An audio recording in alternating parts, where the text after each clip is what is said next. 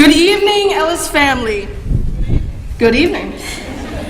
We are gathered here today not only to celebrate the class of 2016, for which I've been so lucky to have been a part of for the past 8 years, but also to reflect on Ellis and its 100th year celebration. This is a milestone for all of us, this school, this community, this team, and this family. The way people communicate has changed. Technology has changed. What it means to be a woman in our society, thankfully, has changed and will hopefully continue to change. And Ellis has adapted to many of those changes, from the emergence of smartboards to then 3D printers, as well as the curriculum. This school has sustained itself for 100 years, a testament to its strength. Look at how far it's come. It's really incredible. And look how far we've come. In fact, sitting in this very courtyard, if you take a moment to look, you can see change and transition, even time. We have admissions and the entrance to the lower school, a semi-classical facade, Doric order classical columns, referencing the foundation of academia this place holds. It is an old institution after all. The portico, the entrance, more marking at that strong foundation of the school for many years.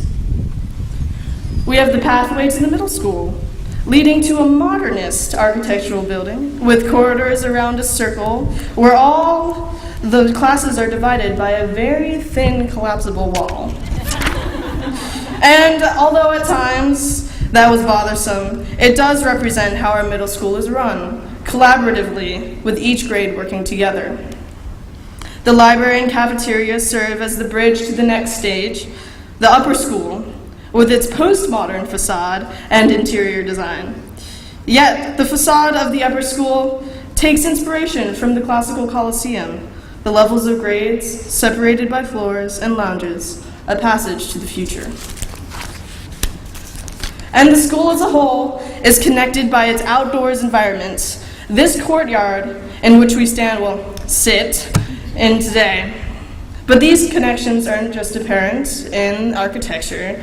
We are connected by what we wear, from jumper to skirt, to kilt to khaki, and the very core, Ellis's quality of education.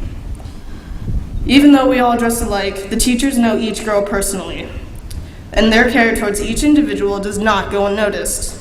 For them, this is not just a day job.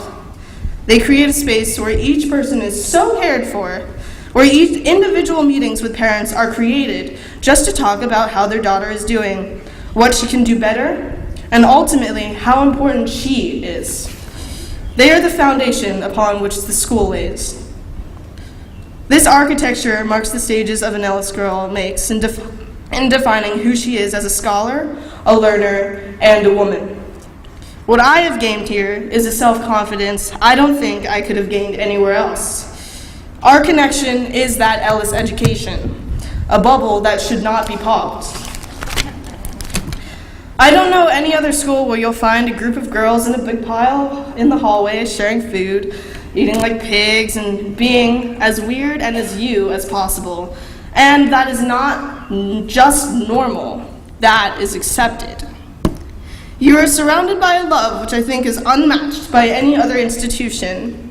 It is that, our unique stories, our worldview, and our sisterly bond, which is the tradition that will last and is worth keeping. This is something 100 years of Ellis has given me, has given us, and is giving to every girl who walks through these Doric order classic columns, who runs across this pathway to the middle school, who listens to another teacher through a thin wall, who eats the most amazing food in our cafeteria, and who graduates floor by floor in the upper school. That personalized education, a journey to find our own niche in the ecosystem, our means of fulfilling this definition of what it means to be a girl. Questioning what it means to be a woman in our society, and the fundamental question, how do you define the word girl, is not an easy question to answer, even in today's more fluid society, but a question especially challenging for a single-sex school. but it is a question worth asking. Ellis's motto, esse quam videre, to be rather than to seem, I think is about finding and being your definition of a woman or a girl. I've changed with the times at the Ellis School, and I am proudly able to say what the word girl means to me. It means being empowered, opinionated, and having the strength to know what is right for you. How you want to see the world, how to be honest with yourself and for others, to keep pushing forward, to progress and change. It is a good thing. Ellis, I hope you keep challenging this idea of what it means to be a girl, especially in an all-girls environment, to progress with the times, and in fact, to lead that change. In this day and age, in this community, and in this world, inclusivity is far more powerful than exclusivity.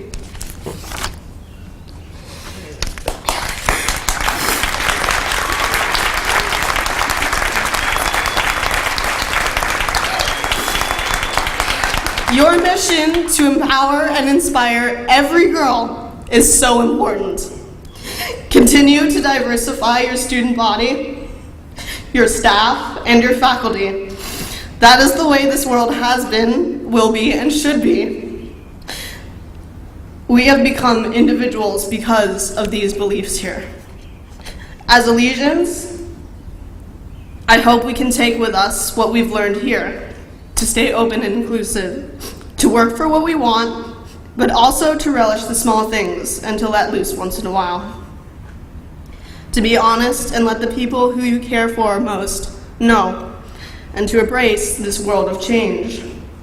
To see this world as vast and expansive, not small and one-sided. And to remember that we have a support group sitting right here in front of us, or even next to us. Focus not on this being an end, but this being a new beginning. I take comfort in the fact Ellis will be here. These columns aren't going away. The traditions of this education will last. I plan to come back for lunch. Oh my gosh. Flip the page. But now it's up to us to create our new traditions. So I guess that's it. For you guys, seniors, you're dismissed. After the rest of the program, of course. Thank you.